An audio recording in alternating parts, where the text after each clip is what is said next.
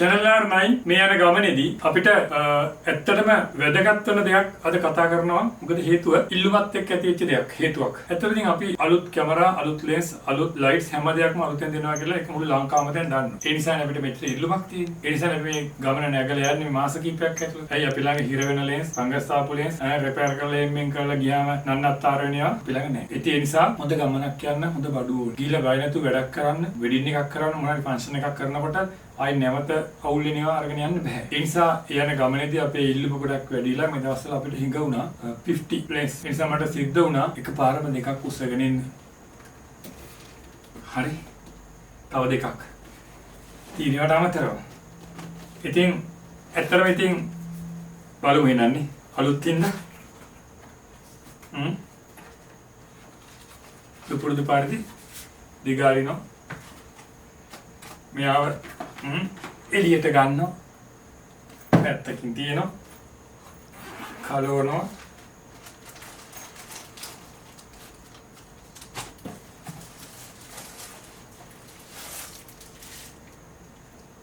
කොහොමද තියමු දැනට පැත්තකින් නේද? කොළ ටිකක් මෙහෙම දාලා, ඉතින් කොළ ටිකක් දාලා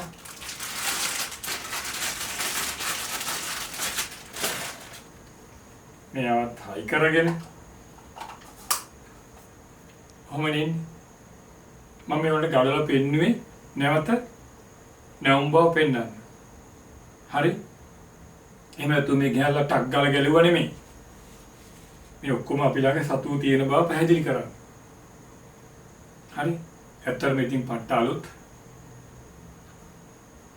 දැක්කම හරිම ආසයි තේනවා. ළඟට අරන් බලමු එහෙනම්. හෙමීට බලමු.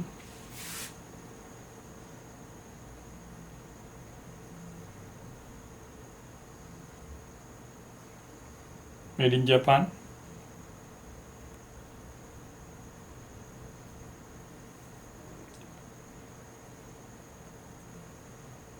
හරිනේ.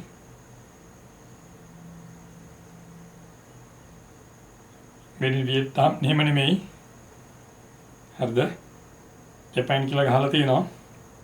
බලන්න. ඒ නිසා 50mm 1.4 DN අපිටරගේ මේකෙම තියෙනවා. බලමු ඉතින් බලන්නේ. බලමු අඩියක් නේ. හයි කරමු ඉතින් නේද?